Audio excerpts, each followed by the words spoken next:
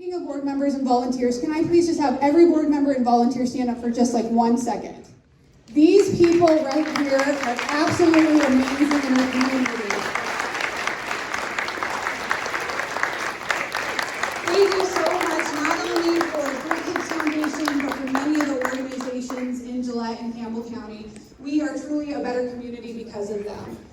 So I'm very honored to call every single one of them my friends. So thank you guys for all that you do for us. And as well, we couldn't have this event tonight without the sponsors. So if you're out shopping, banking, getting a garage door, getting some vet care, please thank any of these sponsors in your brochure for supporting For Kids Foundation, because we couldn't have tonight or any event truly without them. Last year and in our earlier video, we had reported that at the end of 2018, we had helped 600 families with more than $100,000 in aid. As of yesterday, we've helped 740 families with more than $138,000 in aid.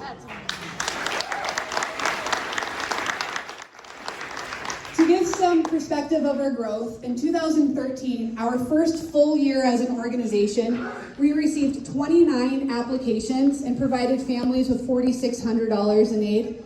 Last year, we received 120 applications and provided $28,000 in aid.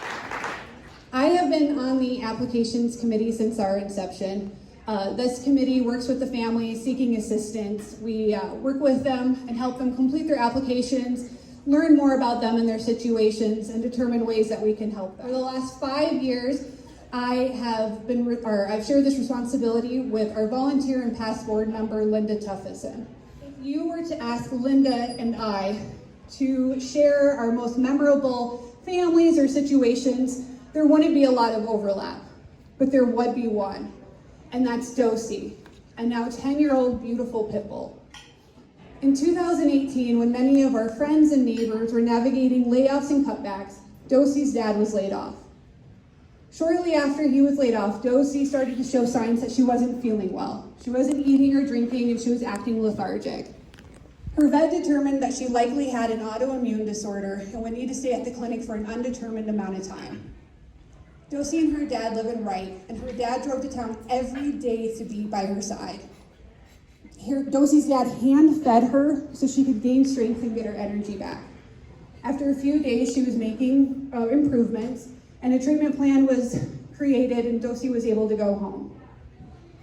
In our applications, we ask, what is your relationship with your pet? And we also require a picture ID of the pet that you're seeking assistance for.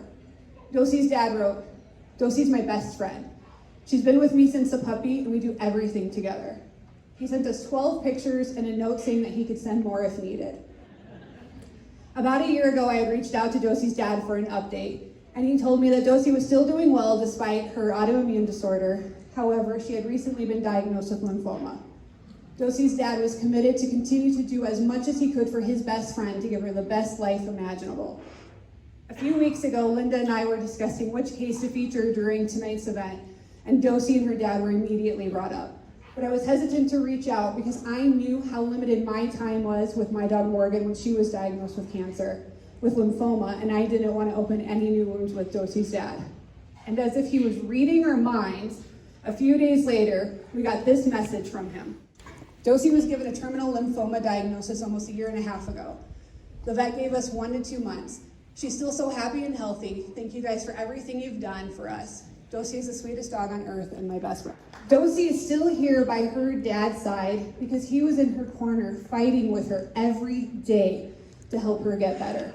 And for a short time, For Kids Foundation was able to be in his corner, helping him fight so he could provide assistance to Dosey and get her the best care imaginable.